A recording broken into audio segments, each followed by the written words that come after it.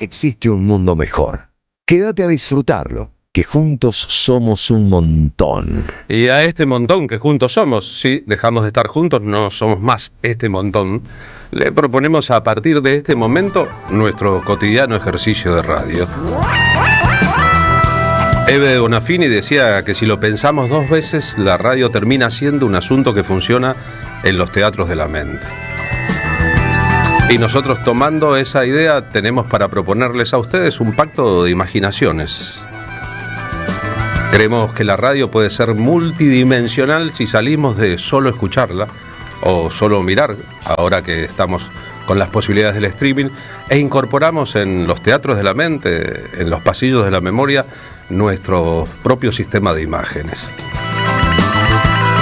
De tal manera que cuando pensamos en Diego Maradona, vemos a Diego Maradona.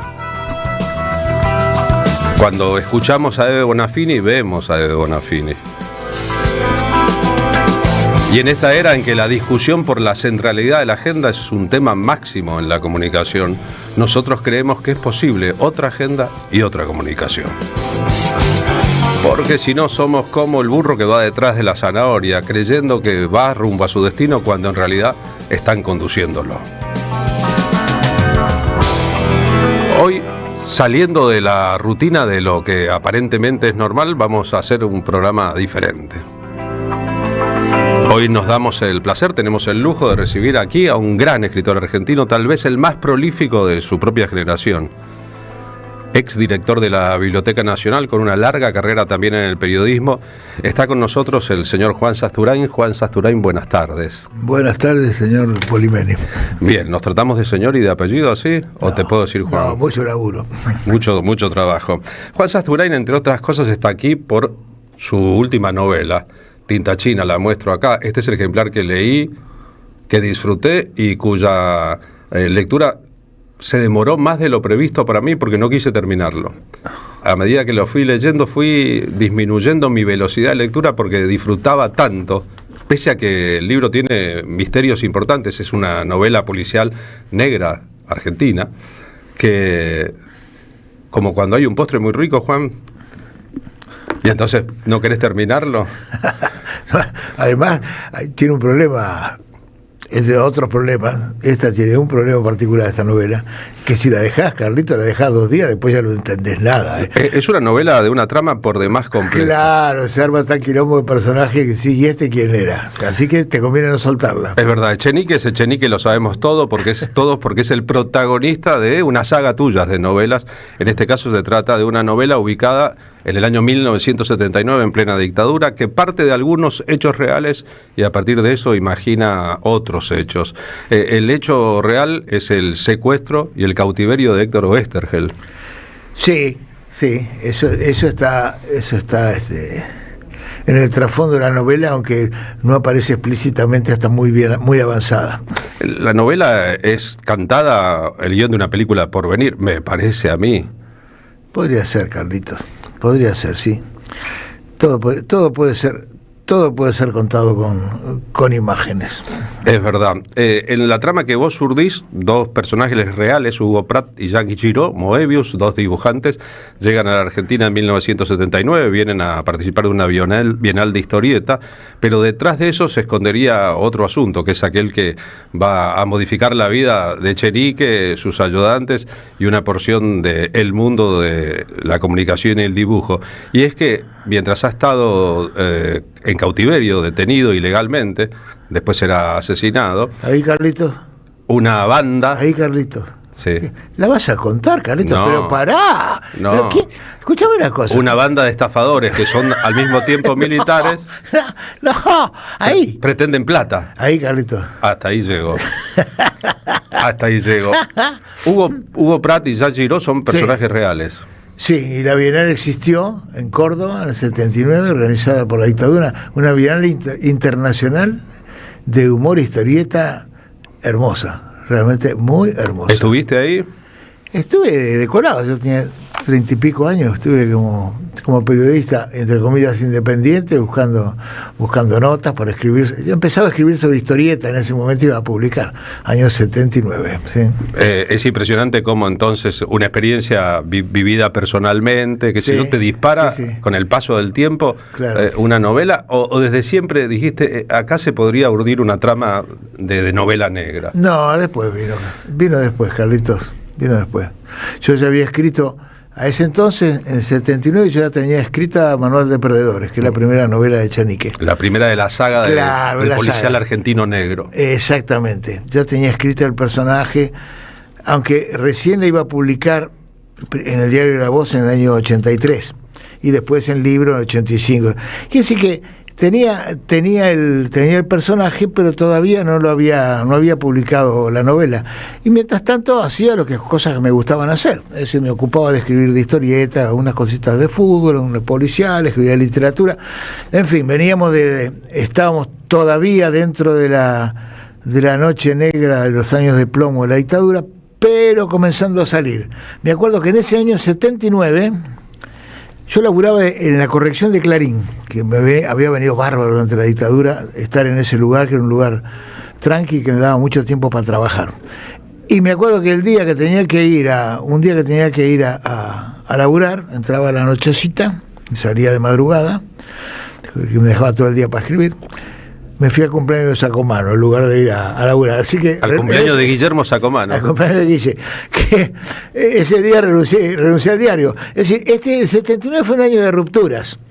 Empecé a tratar de vivir de lo que escribía, etcétera, etcétera, bueno, y ahí seguimos. Una de las cosas que hice me fui a la Bienal de Córdoba, y ahí salieron varias cosas. Ahí lo conocí a Altano Prat, ahí lo conocí a Oski. Le hice un reportaje largo a Hugo, después le hice un reportaje a Oski que resultó ser el último reportaje, porque Oski se murió. Estaban Fontana Rosa, Cris, otras personas, Quino en esa Bienal de historieta. Exactamente, estaban todos ahí. Yo todavía si bien escribía sobre eso, no tenía experiencia de guionista, porque recién empecé a trabajar con Breccia 2 años después. Tampoco empecé a trabajar en humor, precisamente por el reportaje a Oski, ahí empecé a ver. Así que fue un año bisagra para mí ese. Mirá qué cantidad de historia hay ahí. Alberto Breccia, el viejo, también aparece como un protagonista, o al menos su casa en el oeste, en la novela. Quiero repasar un poquito, porque dijiste recién sobre tu primer novela negra, y la saga de escritura del señor Sasturain es impresionante. Ha publicado las novelas Manual de Perdedores, Arena en los zapatos y Pagaría por no verte, todas con su detectivo privado Echenique como protagonista. Parecido S.A., Los dedos de Walt Disney, Los sentidos del agua, La lucha continúa, Brooklyn y medio y Dudoso Noriega. Pero además están sus libros de relatos, Cenitrán, La mujer ducha, Picado grueso, Los galochas, El caso Yotibenco y Pretextos. Su obra poética, que es importante también, incluso su obra poética publicada en medios de comunicación, Los sonetos en la contratapa de Página 12, y luego los libros sobre fútbol. El día del arquero, Buscados vivos, La patria transpirada, El domicilio de la aventura, Winde Metegol, Breccia el viejo y El aventurador, una lectura de Oestergel sumado ahí. Fútbol, historieta y humor argentinos. El último Hammett, su novela publicada por Alfaguara en 2018, obtuvo el premio Hammett en la Semana Negra de Gijón, y en el 2021 la secuela, Pierce el improbable, llegó también a las librerías. Es una carrera literaria, una trayectoria literaria con una cantidad de publicaciones impresionante. Es laburo, Carlitos. Laburo, se va decantando solo. Uno escribe. A mí me gusta leer y escribir, es la vocación que tengo. Así que eso a veces decanta, se convierte en libros. Pero bueno, los libros se han ido armando un poquitito a partir de la práctica de la escritura. Yo he escrito para publicar en general. No para no publicar, claro, no para vos mismo. He escrito en general, no, claro. He escrito en general llevado por las coyunturas, mucha coyuntura, mucha escritura de coyuntura, lo cual no quiere decir necesariamente efímera, pero mucha escritura marcada por el momento, por las circunstancias, ¿no? Por las ocasionales circunstancias que se dan, ¿no? Vos siempre fuiste peronista, pero renunciaste a la afiliación al PJ después del indulto de Menem a Videla. Tal cual, sí, en el sentido de que no, como diríamos, sin ponernos solemnes, ¿no? nunca dejamos de creer en lo que creíamos, pero tuvimos absoluta certeza de que estábamos equivocados ¿cómo podemos decir? En la afiliación partidaria con esa conducción, ¿no? Que nosotros hayamos entregado a través de Menem el patrimonio nacional. Tenemos que hacernos cargo de qué carajo habíamos hecho mal para que pasara eso, ¿no? Así que en ese momento me bajé formalmente de la condición de peronista, aunque nunca renuncié a esas convicciones que me habían llevado a estar ahí, que eran las de mi papá, que eran las de Jaureche, que eran las que me habían llevado hasta ese lugar. Luego, con los años, tuvimos la posibilidad, como muchos, de retornar a acercarnos a las banderas del peronismo ya con ese nombre, a través de la gestión de los 10 años ganados, etcétera, etcétera, y la gestión de Néstor y la primera Cristina. Bien, de esos 12 años, ¿por qué marcás la gestión de Néstor y la primera de Cristina, y no las dos de Cristina? Bueno, por lo que de algún modo hemos vivido, ¿no es cierto? Creo que no soy un analista político ni un analista económico, pero bueno, la realidad nos indica que no hubo en algún momento una salida de sendero, una dificultad para leer con agudeza y con sintonía histórica la coyuntura, y bueno, nos fuimos yendo al pasto. ¿Es tu escritura una escritura de cierta complejidad? Yo pienso que vos debés corregir mucho lo que escribís, que debés darle muchas vueltas, y en ese sentido tu procedimiento es casi borgiano. Obviamente, ojalá lo fuera. La literatura es una cuestión de escritura, es una cuestión de palabras. Los libros, la literatura o el intento literario tiene que ver con el manejo de las palabras, no con los temas, no tiene que ver con las intenciones, sino con esa manera de buscar la manera de expresar algo de una manera que no haya sido, que no resulte trivial. Las palabras están usadas, hay que volver a usarlas cada vez, ¿no? Para que vuelvan a significar, es decir, para que vuelvan a conservar su resplandor. Y eso no es solo tarea de la poesía, sino tarea de toda prosa, ¿no? Cuando Chandler elogiaba a Hammett, decía que Hammett había escrito escenas comunes que parecía que nunca nadie las había escrito antes. Perfecto. Es decir, cuando Maradona elogiaba a Messi, decís. Bueno, claro, vuelven a hacer algo que como si nunca se hubiera hecho, ¿no? Es decir, la literatura tiene que reinventa esa cosa usada, trivializada, funcional, manuable, que es el lenguaje, y encuentra la manera de, con ese instrumento usado, gastado, riquísimo, polisémico, escribir de una manera que lo que suceda, aquello que trascienda a la mera referencia y tenga cierta entidad. Eso es la literatura. Ese espesor de escritura, eso es la literatura. Esos dos capos de la novela policial negra estadounidense, la novela policial que transformó el género, sí, de alguna u otra manera, sin haberlo explicitado así en un manual, transcribían la sensación que detrás de todo crimen, de todo hecho policial, está la codicia, el dinero y el capitalismo. Claro, bueno. Es fuerte la influencia que sobre escritores argentinos peronistas o de izquierda, incluyo ahí a Osvaldo Soriano, sí, por ejemplo, tuvieron esos literatos estadounidenses, ¿no? Sí, toda la literatura norteamericana del siglo XX. Es que decir, nosotros somos, cuando digo nosotros, digo la generación de los que nacimos únicos privilegiados, los que nacimos un poquito antes. Así que nacimos en los 40, que empezamos a leer en los 60 sobre todo. Somos hijos, saludables hijos de la narrativa yanqui, que es lo mejor que produjo el siglo, lo mejor lejos que produjo el siglo XX. Así como nuestras generaciones anteriores son más cercanas a la cultura británica, sobre todo inglesa y francesa. Nosotros somos saludablemente más hijos literarios de los yanquis, que son, en el fondo son americanos, que parecen mucho más a nosotros, los narradores yanquis, los poetas yanquis, que los europeos. ¿Por qué? Porque detrás de sí no tienen nada. Tienen el desierto, tienen una historia por hacer. Europa la tienen enfrente, nosotros lo teníamos arriba, ellos lo tenían enfrente, ellos lo trataban de vos. nosotros no hemos tenido la envergadura que puede tener un imperio de enfrentar al imperio anterior. Vaya las palabras que usa en radio el señor Sasturain. Naciste en el 45, naciste con el peronismo. Con el peronismo y con la bomba. Con las bombas atómicas. Nací la noche de la bomba, Carlitos. Hiroshima y Nagasaki, el 6 de agosto fue. La noche del 5, porque acá nosotros, cuando es 6 allá, es 5 acá. Claro.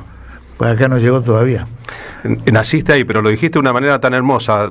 Los únicos privilegiados son los niños. Exactamente, una de las consignas que todavía seguimos pudiendo levantar. Por suerte, ¿no? Cuando fuiste director de la Biblioteca Nacional, ¿te diste cuenta que te sentabas en el mismo escritorio simbólico en que se sentó Jorge Luis Borges? Sí. Y Horacio González. Y Horacio González, y Grusac, ¿no? Y Paul Grusac, y claro. Se imaginó Moreno. Ese lugar, qué lugar, Carlitos, qué lugar. ¿Vos sabés que el miércoles fui a la presentación del libro de Demetrio Gramaín sobre Eve Bonafini, la fábrica de sombreros, en la Biblioteca Nacional, en la sala de abajo, en la sala Cortázar abajo?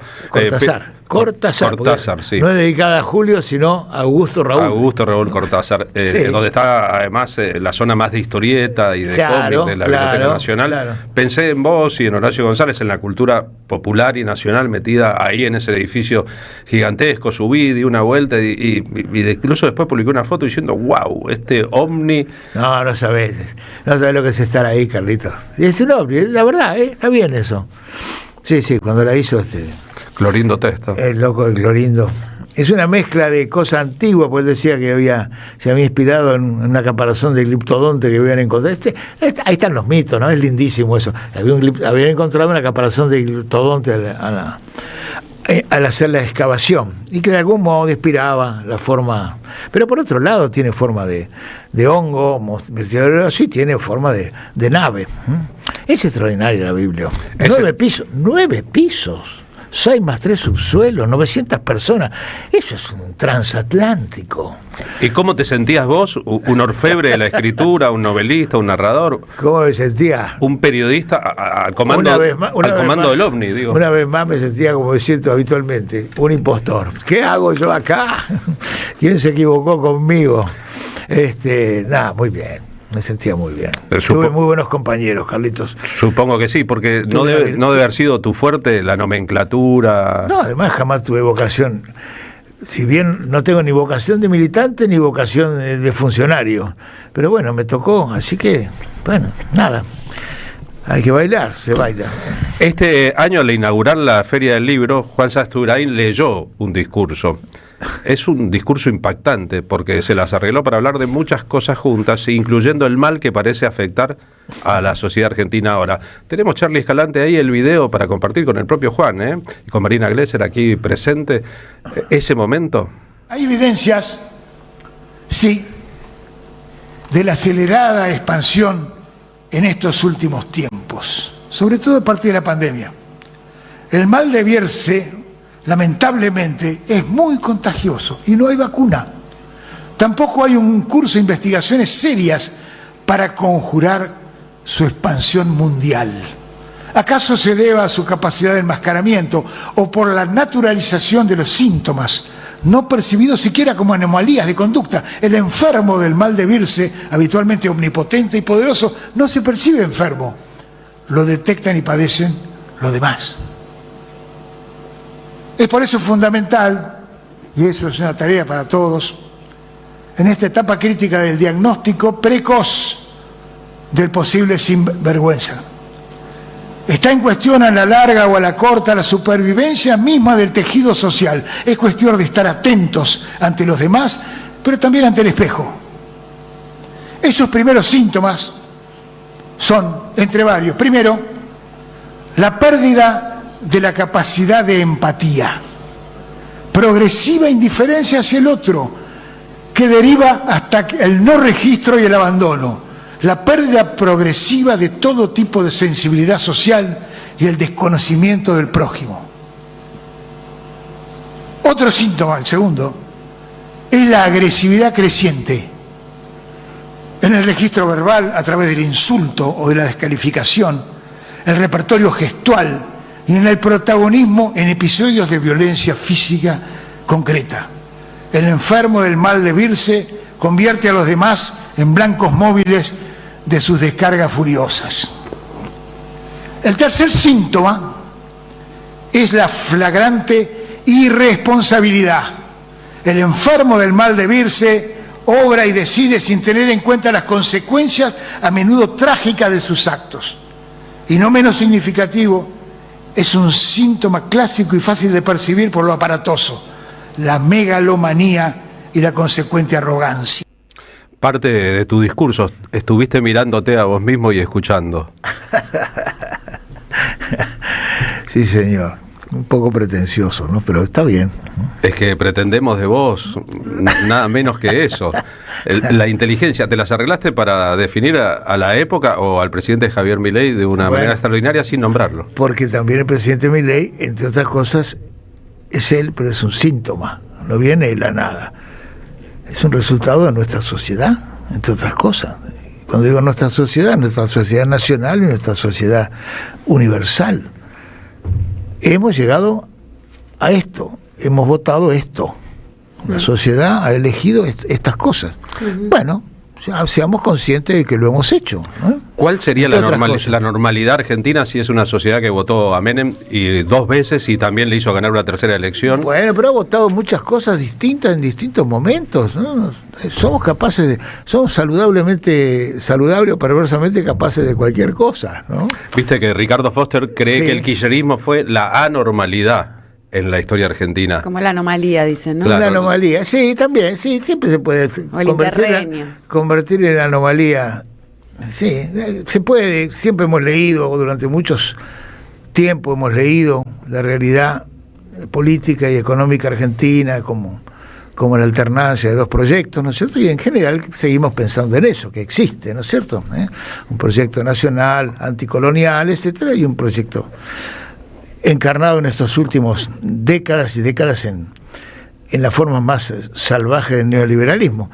Pero hay que matizar, hay que cruzar, ¿no? Esas cosas existen como polos en los cuales pero en cada momento las coyunturas se hacen diferenciadas, se hacen distintas, y bueno, en eso consiste, es muy plástica la realidad, ¿no? ¿Seguís soñando con un gol que te perdiste? Si seguís soñando con un gol que te perdiste. No, he dejado de soñar esa cosa. No tengo más sueño de fútbol, tuve durante tiempo. No, ahora no tengo más sueño de fútbol. ¿Sí? ¿Cuánto tiempo fuiste jugador? Jugador. Poquitos, cuando era muchacho, cuando era adolescente, hasta los 21, 22 años, cuando jugaba en la facultad. No mucho más, Carlitos. Tenía aspiración de jugar como cualquier argentino. Si sos del 45, hasta el 65, 66. Sí, ahí sí, todavía era alguna ilusión de jugar un poquitito, de jugar en algún equipo, digamos. En la Facultad de Filosofía y Letras sí, ahí sí jugamos mucho, muy bien, nos divertíamos mucho y le ganábamos a equipos que tenían mucho más... ¿A los de económicas o los de derecho? A los de económicas, de derecho, que estaban llenos de una población masculina, haciendo referencias incorrectas para esta época, una población masculina apta para el juego del fútbol, mientras en Filosofía y Letras éramos 4 gatos, la mayoría eran chicas. Claro, 10.000 alumnos contra 5.000 alumnos, de los cuales la minoría eran varones. Claro. En psicología había poca, en letras, a veces, en letras donde yo estudiaba había comisiones que era el único varón. Claro. Qué divertido. Qué divertido. Buenísimo. Lo que se ¿no? han perdido otros giles. Claro. A mí, que estudié en la misma facultad de Filosofía y Letras, pero en Mendoza me pasaba lo mismo. Éramos apenas 11 para armar un equipo de fútbol en toda la carrera. Exactamente. De Letras. Y sin embargo, a veces le ganábamos a Económicas o a Derecho o a Medicina, donde había mucho más. Además, pues nos subestimaban por el pelo largo, todos unos hippies, medio barbudos, fumeta algunos. En fin. Pero había equipo. Había equipo, ¿no? Y la metáfora de David contra Goliat o los pocos contra los muchos siempre al respecto funcionó. Tu pasión por el fútbol y por la escritura sobre fútbol. Sí, es tan grande como tu pasión por el género policial. Es que uno escribe las cosas que le gustan, Carlito. ¿Sí? ¿Para qué vas a escribir si no? Como decía Miguelito Viantes, si sufren tanto, ¿para qué escriben? ¿No? Ironizando sobre aquellos que... la condición humana los perturbaba, etcétera. Todo Dostoyevsky de bolsillo, ¿no? Dostoyevsky de bolsillo. ¿No? Se les crecía la vena de la frente, etcétera, etcétera, ¿no? Pará, loco, sufrís tanto, no escriba, viejo. No, yo escribo siempre sobre las cosas que me gustan. Bien, tenés 80 años cumplidos ahora, no es, Sí. no es un secreto, 1945, 5 de agosto, la noche de la bomba atómica sobre Hiroshima, es difícil de olvidar, comienzo del peronismo por otra parte. ¿Por qué a esta altura de las cosas y después de todas las experiencias crees que una parte muy importante de esta sociedad sigue confiando en el peronismo? ¿Qué tiene el peronismo a tu criterio? Y encarna o encarnó, o encarnariola, O encarnará. o encarnará, aspiraciones genuinas. Es decir, aspiraciones genuinas de valores que siguen siendo vigentes, aunque están muy desdibujadas, ¿no? La contraposición entre un pasado colonial y la existencia de una nación, de una patria, sigue existiendo, sigue siendo. El sentido de patria como una nación independiente, en la cual los vínculos que nos unen no son los empresariales, sino los de la patria es una familia, no es un país, es una familia, no es una empresa. Exacto. Es una familia. O que la familia no es empresa también, ¿no? Porque lo que has tocado es el valor de la familia, digamos, signado como empresa hoy por hoy, ¿no? La que se sostienen los Pareciera vínculos. que el único vínculo posible, vínculo posible entre las personas, sea el modelo, alguna de las formas del modelo de la empresa. Sí, mercantil. Es una locura. Bueno, eso es producto de el hiperdesarrollo de una ideología utilitaria que ha sido muy saludable en un momento determinado de la humanidad para el crecimiento, la tecnología, etcétera, etcétera, porque el capitalismo por algo surgió, ¿no? Y sus formas imperiales también son resultado lógico de sus propias necesidades. Pero bueno, estamos viviendo las consecuencias perversas de llevar hasta el extremo ciertos postulados que no tienen por qué ser dogmas como los 10 mandamientos, ¿no es cierto? No se necesita ser Lenin para describir la perversidad de esta etapa del capitalismo, ¿no? Total. No te voy a preguntar sobre Evita, sino que voy a leer ¿Sí? un poema tuyo sobre Evita. Después Bueno. vos me decís qué opinás. Evita de evitar se llama el poema de Juan Sasturain, que es ciertamente transgresor, ¿eh? Había una vez un verbo sin decir, sin gritar, un verbo calladito y sin balcón, un verbito nomás, un verbo más o menos, sin jugar ni conjugar, sin tiempo ni modo, ni vos, ni yo tampoco. Teníamos el verbo. Había un silencio así. Pero el verbo se hizo carne y evitó entre nosotros. Evita, dijo el verbo, evita tú, evite él, evitemos nosotros, evitamos, dijo el mosquito, y la historia araba, evitaba para él y con nosotros arrastrados por ella. Ella, Evita, de evitar, arrastró por todos. Se arrastró para los arrastradores, le enrostraron arrastrada, y era verdad, oh mentirosos, que los llevaba a la rastra de la nariz, de los huevos, los llevaba la hembra, con el olor de la historia entre las piernas, entre las manos, entre las masas, y hacía la calle y el amor con el pueblo, a los gritos, oh, escandalosa. Evita, le decían, evita hacer olas, y Evita no evitaba, oleaba, olía el celo de la gente, la arrastraba, el arrastre de Evita, oh señora, arrastra pro nobis. Dicen mis amigos que mi vino es triste, pero ella vino de venir, verbalizó.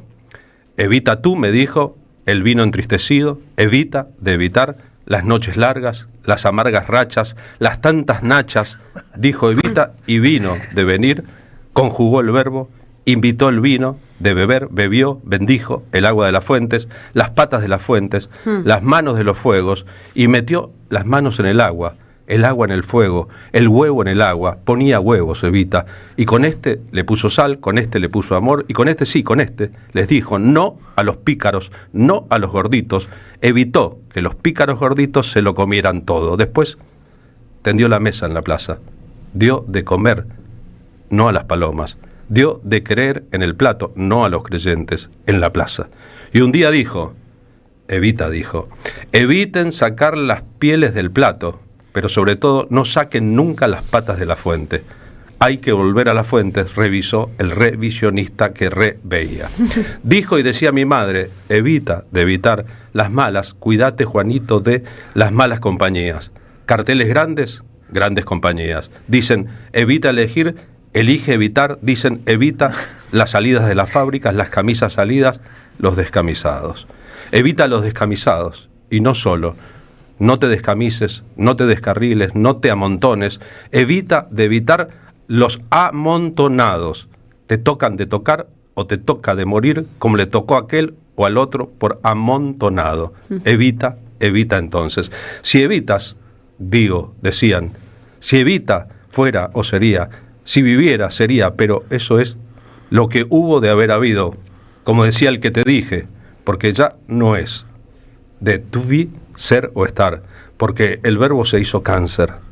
La carne dejó al verbo sin sujeto, sin sujetar, se soltó sola y deshabitó entre nosotros. Y hubo un silencio así. Pero evita, decíamos, evita los temores, los tumores, la mala sangre, la mala leche de los años en 3, la coartada de volver, de ser millones de montones. No te vayas, no, carajo. Aparta de mí esa hora. Las 20 y 25, no entres, no salgas a la inmortalidad. Evita las inmortalidades, evita lo inevitable. Y colorín, evita, dijo la moraleja. Colorado, evita la queja, la moda vieja. Este cuento se ha... No acabes, compañera, evita. No te entregues, no te vayas, aguantá todavía otro día peronista. No te calles, compañera, porque había, 1, 2 veces, un verbo bien dicho y conjugado. Conjugue, compañera, descamise, renuncie, funde, dignifique, compañera. Evite el silencio, preséntese, que se siente todavía, bajito, se siente. Qué bueno, Carlito. Qué bueno lo tuyo. Qué poemón. Qué bien que lo leíste, Carlito, qué grande. Me preparé para esto, antes hicimos un espectáculo y lo hacíamos en el espectáculo, Juan. Qué lindo. Lo tiene Carlito. practicado. Qué lindo que suena, muy bien, ¿eh? Hacíamos en el espectáculo un poema de Juan José Saer, impresionante también, inédito. ¿Este lo publicaste finalmente? Sí, salió en los 60, no me acuerdo en qué medio. Y después lo junté en el versero, está. Sí. Está, porque es un texto, digo lo que nosotros teníamos como información, publicado en 1986, un homenaje a Eva Perón. Claro. Y luego publicado en el libro. Mezclas un montón de cosas ahí, resonancias de todo tipo. Claro, y leído así, como vos lo lees muy bien, Carlitos, la verdad. Te agradezco mucho porque se completa mucho el sentido con la entonación, con los Sí, claro, y bueno, la escritura poética se entrevera todos los registros, todos los discursos entrecortados, se cruzan, todas las referencias se cruzan y se pueden utilizar, ¿no? Es lo que cuando uno escribe, nunca escribe desde la nada, escribe con todos los otros discursos dentro de sí, ¿no? Así es. ¿Mencionás la canción de Chico Buarque, Cálice, afasta de mí ese cálice? Sí, señor, todo, sí. Porque yo lo decía en portugués cuando lo leía originalmente, claro, pero te quería preguntar, afasta de mí ese cálice, pero vos decís aparta de mí. Sí. Claro. Utilizás la misma expresión. Sí, eso es vallejiano también. De César Vallejo. Claro, eso es vallejiano Cálice, también, claro. Y hay mucha resonancia, obviamente, de Lamborghini, hay muchas resonancias de Leónidas. Las patas en la hoguera. Claro, las patas en la fuente. Leónidas, ¿no? Claro, de Leónidas, un poeta que hemos leído y hemos sentido con tanto... Bueno, y todas las cosas, todo lo que uno lee, cuando uno escribe con todo lo que ha leído y con todo lo que ha percibido, con todo lo que ha oído, ¿no? Este poema es un poema de métrica libre, muy libre, y además dice cosas fuertes que no sé si todo el mundo estará de acuerdo con ellas, y es lo que menos importa al respecto. Pero vos escribiste, además, sonetos de manera casi profesional, hablando sobre la realidad para una contratapa de página 12. Sí. Un ejercicio de una métrica exacta y difícil. Más o menos, a veces no están tan bien medidos, pero bueno, pasaba. Lo que pasa es que, Carlitos, hace muchos años que tengo muchas dificultades para formular con claridad un pensamiento discursivo, ¿no? ¿Por qué muchas dificultades? Y porque me cuesta, porque me enredo, porque no formulo bien. En cambio, me siento más cómodo cuando utilizo la ficción o utilizo la poesía, me siento más... Es una manera de gambetearle a la formulación estricta, teórica, que pueda ser, ¿cómo podemos decir?, analizado en términos de verdad-mentira. Claro. Más libre en el imaginario poético. Claro, la ficción no es ni verdad ni mentira, ¿no es cierto? Es ficción como tal.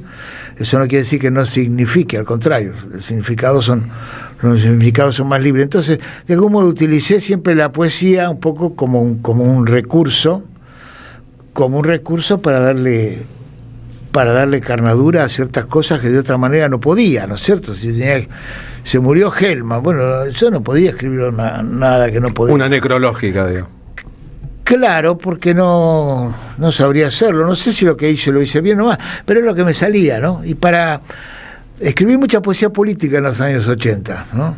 Escribí este poema y otro poema largo que se llama Aluvión.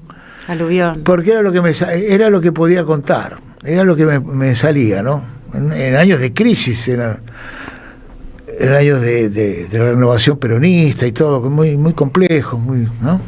Y vos estabas lejos de cualquier lugar de poder por entonces. ¿Habías vivido en España? Sí, no, pero lo de España fue casual, Carlito. Yo no me exilié, y porque no tenía motivos, más allá de una amenaza como cualquiera que le pasó, no tenía motivos concretos últimos de exiliarme, así que vivía acá. No, y si fui a España, fui un tiempito a fines de los 80, que coincidió con el triunfo del Turco, lo cual me pegó tan mal que ahí fue cuando me bajé del peronismo como institucionalmente, ¿no? ¿Devolviste el carnet de afiliación? Sí, el Turco fue demasiado. Muchos peronistas se fueron en esa época. Claro. Es decir, algo estábamos haciendo mal si habíamos terminado votando eso, ¿no? Sin lugar a dudas. Dicen los que saben que sos el mayor experto vivo en la historieta en la Argentina. No es cierto eso, pero sí sé de muchas cosas.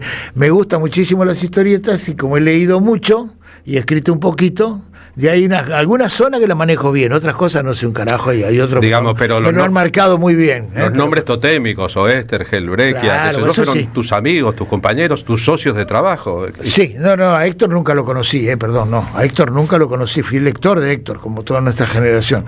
Lo que sí hicimos nosotros, y en eso sí, creo que está bien, que lo pusimos en ciertos ambientes, lo pusimos en valor, digamos, a la historieta en términos, es decir, la colocamos en un lugar de visibilidad cultural. Ahora, cuando uno va a la Biblioteca Nacional, eso sí lo hicimos.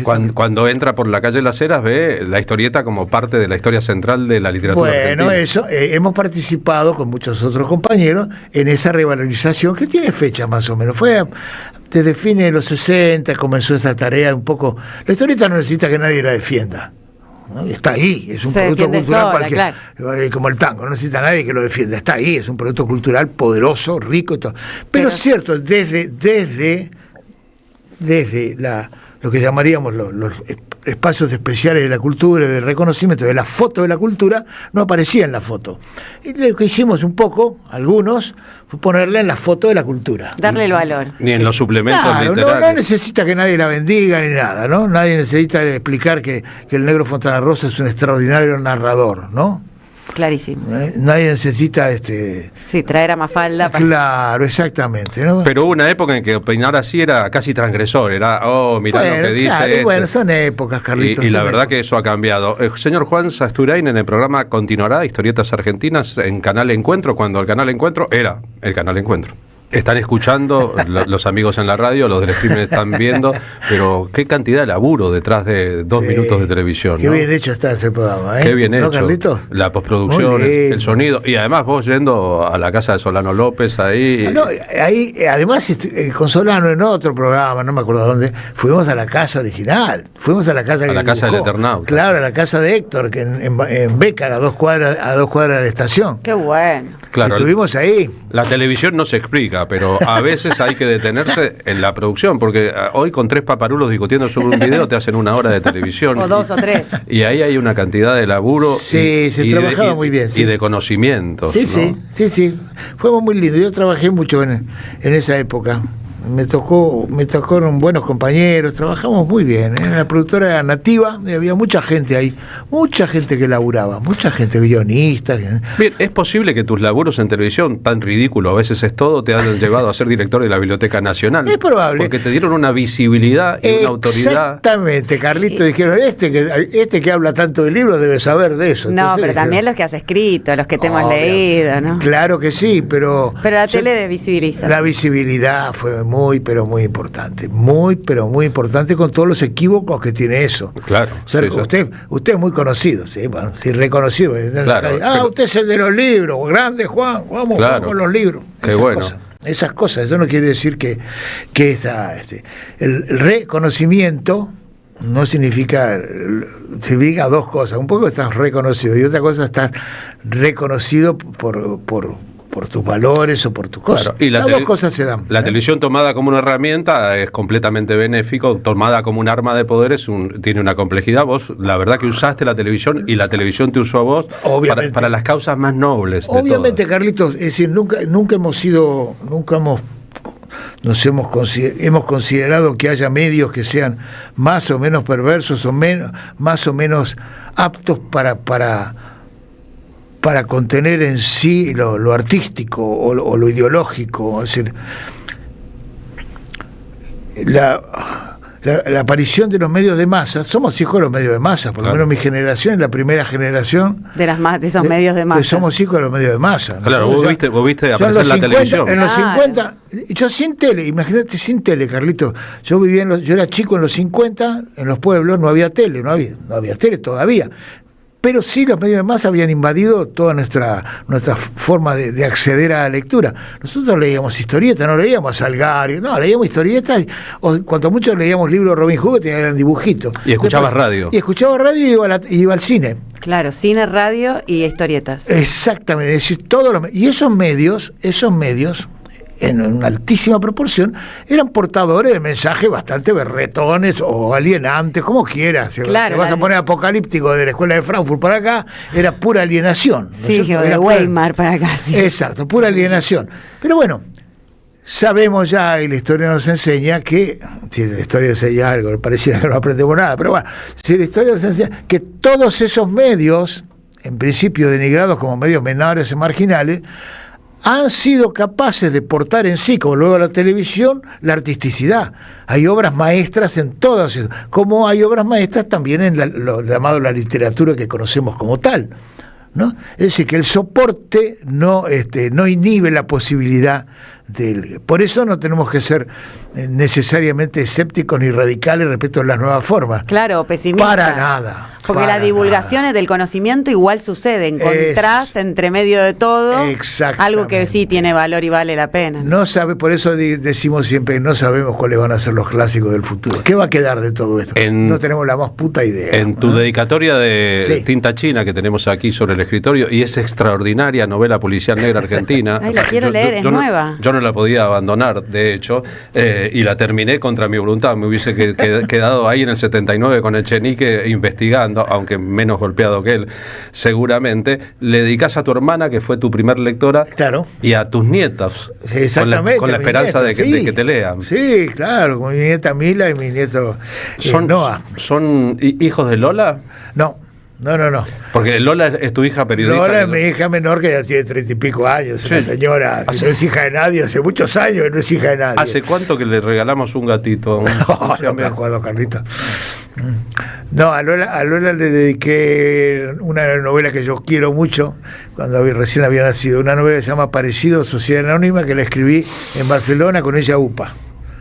Y que me metía la mano en el teclado y todo, que me arruinó varios archivos.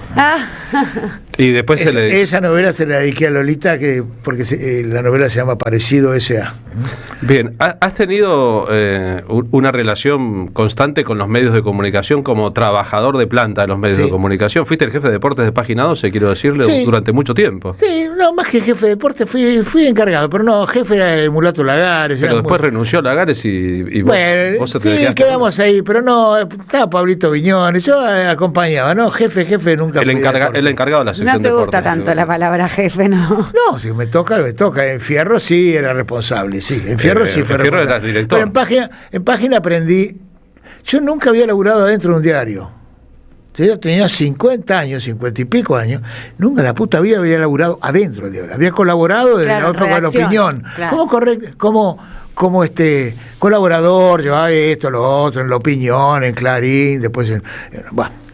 Pero en un diario, humor. Bueno, en las revistas sí, pero en un diario, sentarte en un diario y editar todos los días, laburar, nunca lo había hecho. 6-7 horas, claro. Claro, nunca lo había hecho. Entonces cuando llegué, yo tenía más de 50 años, y me recibieron el Mulato y todo, y el Nene Pano, y Diego Bonadeo, toda gente que era, o Guiñazú, los compañeros de ahí. Yo nunca había cerrado. No sabía cerrar. Bueno, vos estás, Carlito, vos andabas por ahí. Tuve que aprender de grande a hacer esas cosas. Qué bueno, aprender de grande. Yo recuerdo que la única vez que te enojaste conmigo...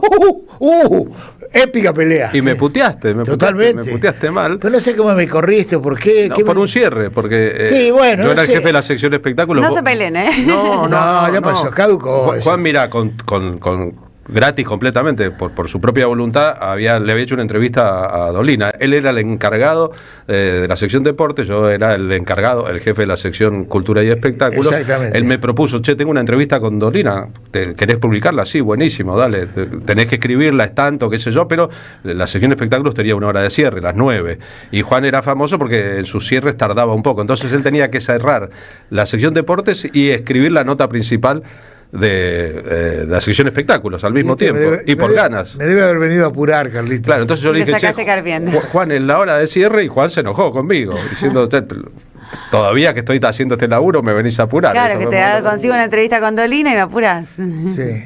La pelearse entre redactores era más raro. Uno se peleaba siempre con los fotógrafos, ¿no? Claro. Los fotógrafos son seres extraños. Sí, son máquinas diferentes. Ahora, lo interesante de esto es que a mí pelearme con Juan Sasturén, que Juan Sasturén me dirigiera la palabra, era un honor. Dale, no era un problema. No jodas. Era linda redacción esa, ¿eh? Cuando existían las redacciones, sí. Claro. Algunas existen todavía, ¿no? Sí. Sí, claro, pero en otras dimensiones. Está tan bien escrito ese diario. En ese diario, no hay tinta. Nuestros compañeros de trabajo, mis compañeros de trabajo fueron Juan Gelman, Miguel Briante, Tomás Eloy Martínez, Juan Sasturain, Osvaldo Soriano, además de muchas otras personas.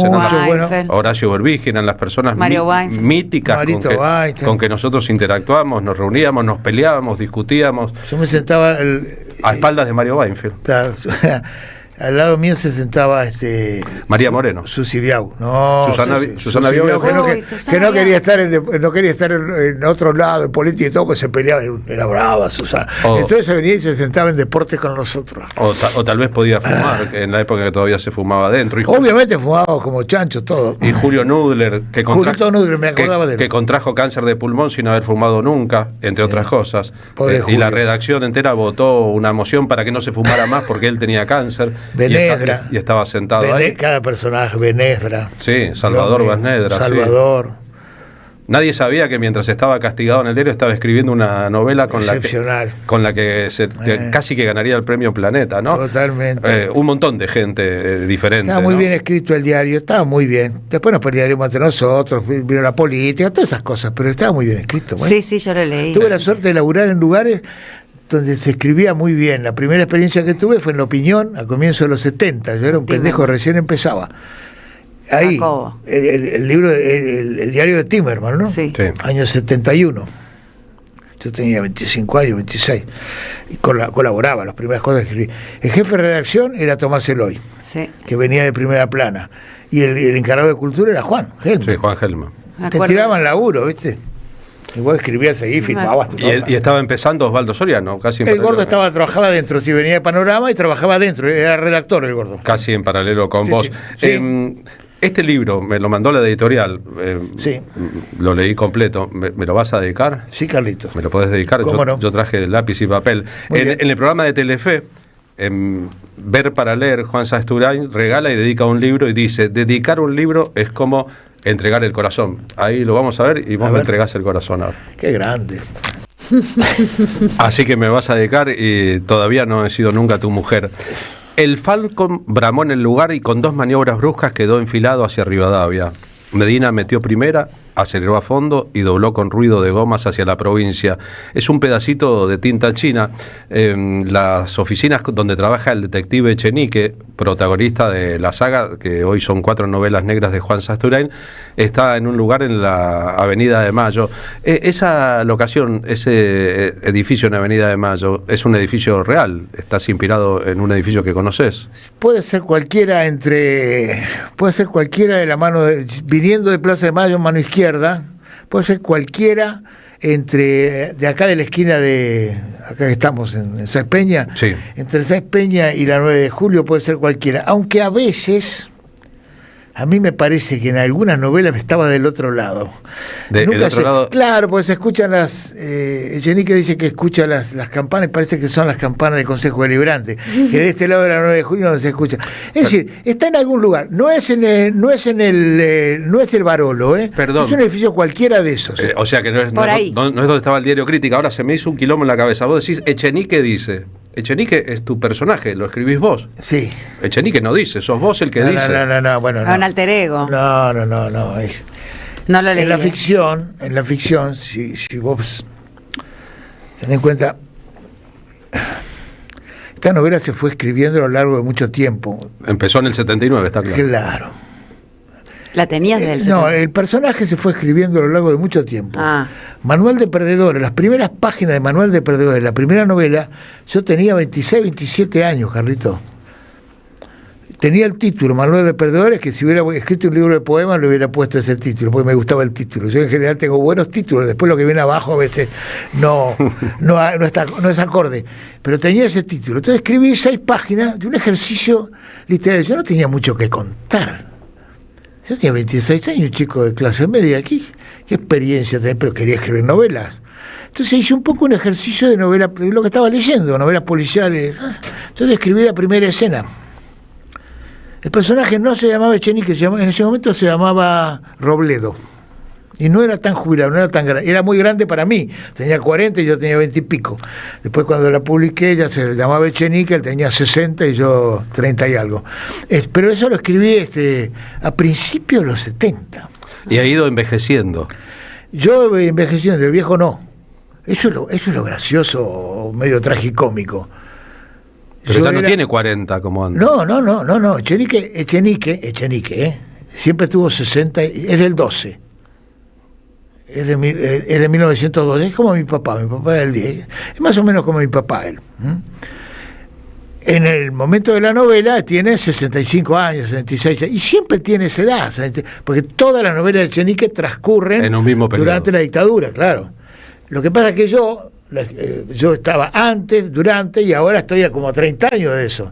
Es decir, yo sí me envejezco, el viejo no. Claro, o sea, no podés decir como Flaubert, Madame Bovary soy yo, vos no podés decir Echenique soy yo. No sé, no. Pero no. Si Echenique dice una cosa, reitero esto, vos dijiste, dice Echenique que tal cosa. Lo que pasa es que uno está diseminado. Vos escribís también, Carlitos, y cualquiera que escribe ficción sabe que más allá de tu vocación, tu voluntad, lo que vos quieras hacer, estás diseminado en todos los personajes, estás en todos. Consciente o inconscientemente, hay pedazos tuyos en todos lados. Por supuesto. Incluso, sobre todo, donde menos te lo imaginás, ¿no? Hay cosas tuyas, duda. ¿no? Da la situación para que escribas una novela sobre esta era, sobre Milei y la era de la crueldad, gobernando un país que se autopercibía como culto y avanzado como la Argentina. No tengo idea, Carlitos, no lo sé. Se percibe. La única novela que escribí muy pegada a la coyuntura fue La lucha continúa, porque estaba en página yo y Ernesto Tiefenberg, el director de entonces, en el año 94-95 me dice, en el verano, llegaba el verano y me dice, ¿por qué no te escribís un folletín para el verano? Yo iba a la Mar del Plata. ¿Por qué no te escribís un folletín de entregas diarias, de 70 líneas diarias?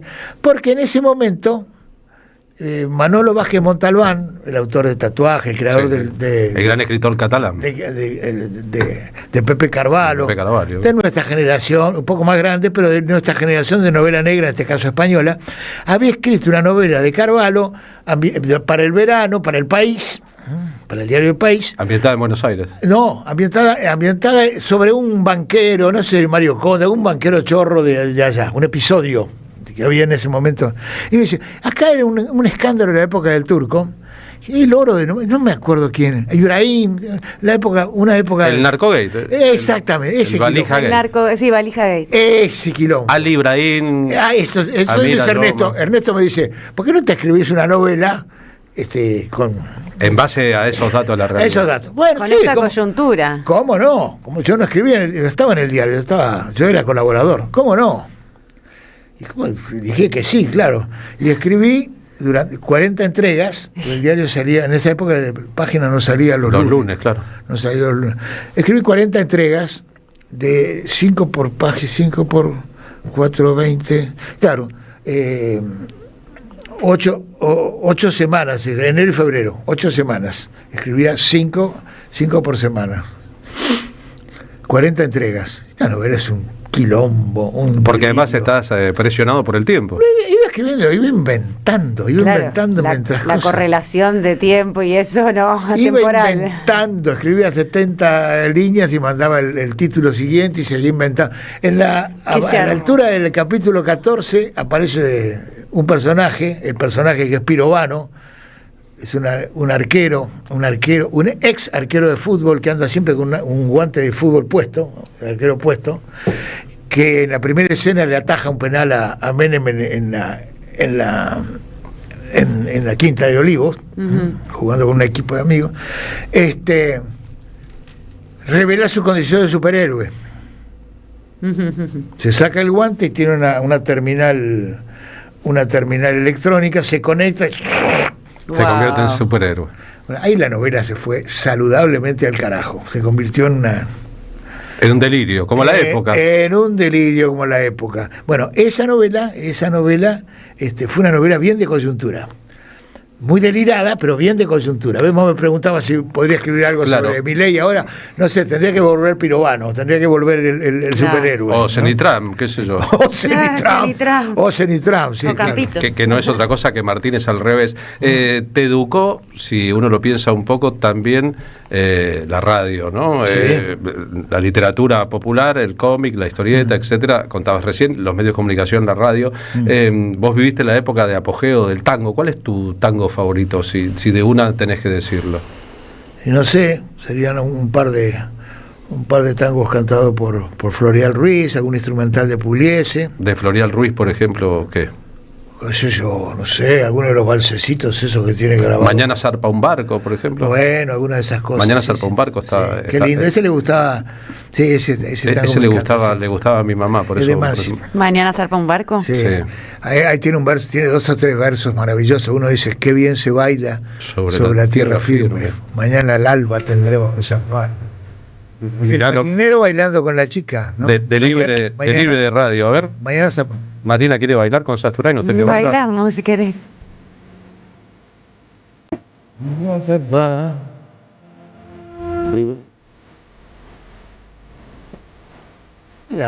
Magia de radio. L'Oreal, qué grande. También cantaba el gallego,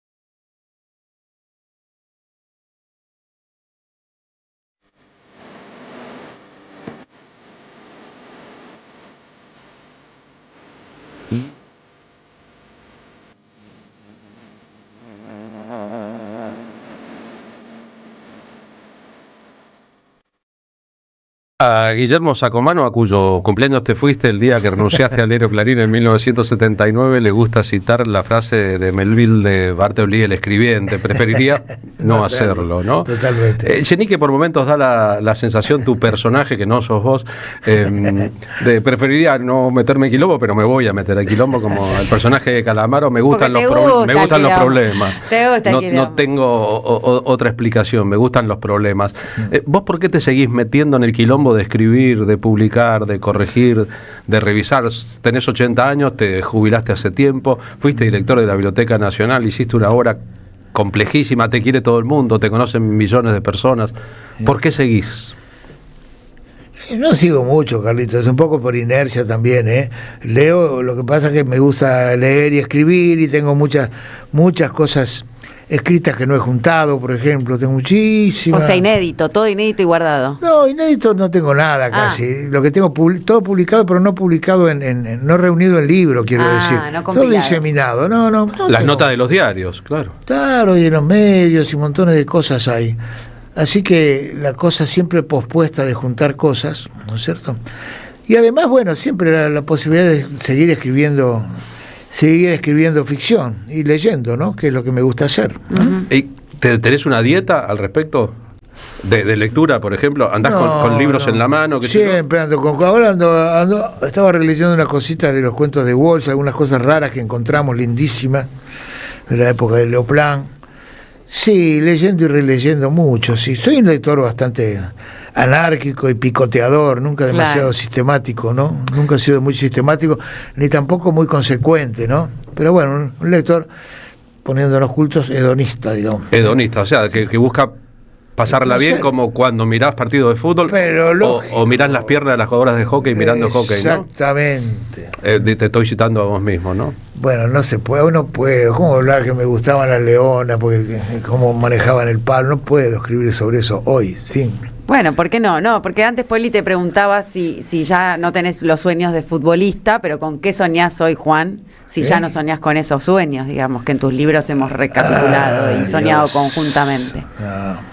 ¿Qué sueña Juan Sasturain hoy? Que dure. Que siga. Que siga, sí. Que sí, es una lástima ese corte. No se corte. Que no se corte. La verdad que esa sensación es muy, muy verdadera, ¿no? Que no se corte. Sí, uno llega. ¿Cuál serían sus últimas palabras? ¿En serio? Ya, pará, dame tiempo. No, dejá. No, bueno, pero los sueños son una proyección, ¿no? Ahí te salió el guionista, ¿no? Pará, que no se corte. Que continuará. Continuará. Tu programa. ¿Y para la Argentina? ¿Y para la Argentina? No, para la Argentina soy totalmente optimista. Hemos salido de tantas cosas, tanta alternancia, que supongo que vamos a rebotar de esta basura, esta pesadilla en la que estamos viviendo. No podemos ser pesimistas, no nos da la historia para ser pesimistas, no nos merecemos esto. Así que sí, nos merecemos lo que nos está pasando, pero no debemos ser pesimistas. Somos dueños de nuestro destino, como todo el mundo. Claro que sí. Vamos a vivir cosas mejores. ¿Cuál es el escritor argentino más grande de todos los tiempos? Borges, probablemente. Probablemente Jorge Luis Borges, ¿no? Probablemente sí. Sí. Por lo menos para mi experiencia y todo, yo creo que sí. El maestro es una fuente inagotable de inteligencia, de sensibilidad. Es muy saludable. Viste que a nosotros, absolutamente saludable. A nosotros, a los que nos gustan el fútbol y las competencias, armamos el mejor equipo que viste en tu vida, claro. El ranking de los mejores jugadores, claro, etcétera. Claro. Son actividades competitivas en donde eso cabe y hay nomenclaturas y rankings y protocolos para hacerlo. Claro. En la literatura no hay ninguno, pero existen cánones también. Hemos jugado con el Negro Dolina una vez en Olé, me acuerdo de armar equipo de fútbol con jugadores, me acuerdo, propios, otros. Ni me armamos los de equipo, no me acuerdo todos los equipos que armamos. Por ejemplo, Apócrifos. yo te digo uno, el que no pasaría ningún control antidoping. Sí. Con Pacet en el arco. O sea, equipos Con apócrifos con jugadores. No, con jugadores que existen, Pero equipos que no existen. pero dedicados a, Clubes claro, que no existen. En ese equipo, por ejemplo, que no pasaría el control antidoping, juegan Pacet, Bianco, Bueno, pero es un poco policial. Canovio, no, bueno, son apellidos. O en el equipo de Galáctico, juegan Estrella, Luna, Saturno. Jugábamos a eso en una de las tantas revistas que tenía edición en La Urraca, que era Humor y Juegos. Teníamos una página, yo firmaba Banderín Solferino, y que hacíamos equipos raros. Claro. El equipo con los nombres más largos, el equipo con los nombres más cortos, equipo de borrachos, ¿cómo lo decías vos recién? Claro, equipos escatológicos. De nombres ridículos. Ese Equipos claro. Divertido, para reírse muchísimo. Claro. Boludeces con las conocen. El Pero maestro. qué más lindo que boludear con la imaginación, es gratis, Juan. Por ejemplo, el equipo escatológico jugaban Brita Paja y Brita Paja, Caputo, todas esas Caputo, cosas, Verga. Peduto, todas esas cosas. Jugadores reales, porque además tienen que coincidir con que Todas sean chanchadas, claro, esas cosas tan lindas, divertidas. jugadores reales de divertirse. Homenaje Muy total divertido. a uno de los mejores periodistas deportivos que conozco y uno de los hombres más ingeniosos, divertidos y buen compañero, que es el Nene Pano. El Nene ¿no? Pano, que Dios mío. ha publicado libros con estos entretenimientos. Quiero decir, si siguiendo la misma lógica, desembarcáramos en la literatura. Sí. Borges es el mejor escritor. Sí. Y en el equipo de los mejores, ¿qué otros juegan en la historia del teatro argentino? Hay un montón. Muchos. Yo sé, todo eso lo sé, pero quiero que te exprese vos. Está ahí Marechal, está ahí Cortázar. Nosotros, entre los argentinos, digamos, ¿no es cierto? Nacionales, obvio. Claro, los nacionales. Yo soy un gran admirador de Borges, de Marechal, de Hellman, de Lamborghini, escritores como Sarmiento, como Art, como el viejo Filioy, como Bioy, pero son infinidades, ¿no es cierto?, de escritores que admiramos. Depende de nuestros momentos. He sido gran lector de Girondo y de Olivari en su momento, del Primer Tuñón también, muy lector del Primer Tuñón, ¿no? Y de los narradores ni hablar, ¿no es cierto? Los narradores, he sido muy buen lector de César Fernández Moreno, que es un muy buen poeta. Bueno, se nombraba a Briante, ¿no? A Soriano. Mencioné a Miguelito y a Altano de Almaceto, que fue un notable narrador, ¿no? No, soy injusto ponerse a hablar así, es absolutamente injusto, ¿no? O Debe Huarte, para no mencionar a todas las chicas, ¿no? María Moreno. Bueno, María, pedazo de escritora que es María. Tremendo. Horacio y María Horacio González y María, los tuve de compañeros un tiempito en la Biblia. Qué pedazo de escritores, ¿no? Y qué suerte haber disfrutado de épocas en que el país se puso a esos escritores a los hombros y los designó en lugares que importaban. ¿Qué te parece? De verdad, nada más. No hemos hablado de Walsh, estoy leyendo Walsh ahora de nuevo, todo.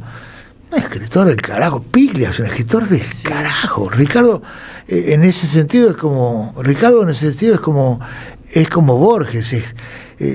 Son escritores, como ensayistas, son tan buenos escritores como cuando escriben ficción. De hecho, los ensayos de Ricardo son increíbles. El último lector es un ejercicio de escritura excepcional. Los diarios ¿no? de Emilio Renzi, Piglia se dedicó una parte de su carrera, tal vez para incluirse de él, a hacer una reformulación del canon de la literatura argentina, Totalmente. ubicando art donde no había estado, Claro. proyectando a Abelardo Castillo, a escritores de los años 60, su exactamente. generación en un lugar. Y no hemos Es decir, mencionado al Turco Sáenz, no hemos mencionado A Fowell. Dios mío. Fowell lo tengo menos leído, ¿no? A Fowell lo tengo menos leído. Pero a Moyano, por ejemplo. Daniel Moyano. Daniel Moyano es un notable escritor, ¿no? Bueno, de lo que estamos seguros es Y de Benedetto, ni hablamos de Benedetto. Siempre. La literatura argentina es muy rica, viejo. Sí, es muy de lo que Y vos los grandes narradores, por ejemplo, nosotros tenemos una tradición de cuentistas que es única en América Latina y en general en la lengua española, porque los gallegos no dieron muchos cuentistas en la década en el siglo XX, ¿no? Dieron grandes poetas, como bien sabemos, como los chilenos dieron, o los peruanos dieron poetas excepcionales, ¿no es cierto? Pero nosotros tenemos la tradición de cuentistas muy, pero muy buenas. Nuestros grandes, Borges, más allá de lo que haya dicho alguna vez Alberto Fernández, nunca escribió una novela. Es un cuentista, fue un cuentista excepcional. El que decía haber leído todas las novelas de Borges era nada más y nada menos que el Turco, como vos lo mencionás. Claro, pero Alberto también. Alberto. No, esa la dijo Alberto. Esa es de Alberto. La de Alberto, me parece que los argentinos vienen de los barcos. Mirá, la metida de gamba, ¿quién está diciendo? Otras cosas no estamos hablando. Fíjate que por milagro no mencionamos a Julio Cortázar y que está claramente ahí metido en el medio. Primerísimo. Entre los más grandes de todos los tiempos, pero el ejercicio es bueno porque cualquiera que se ocupara de esto, Juan, te incluiría a vos entre los mejores escritores argentinos de todos los tiempos.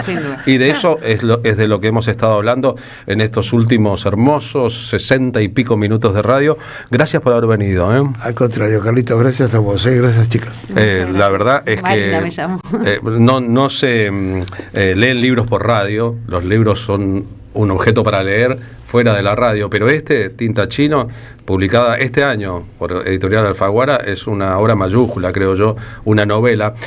Para quien no lo sepa, escribir un cuento puede llevar horas, escribir un poema puede llevar un rato, quizás puede llevar toda la vida a corregirlo y hacerlo mejor. Escribir una novela significa años de laburo. Juan empezó a pensar esta novela en el 79 y la publicó ahora. Increíble. Así que imaginen eso. Pero además está el tiempo físico de escritura. La escritura cansa, duele la espalda, hay que programarla. Escribir una novela es una maratón. Es una maratón. Es una cuestión de entusiasmo. El problema de los escritores es sentarse.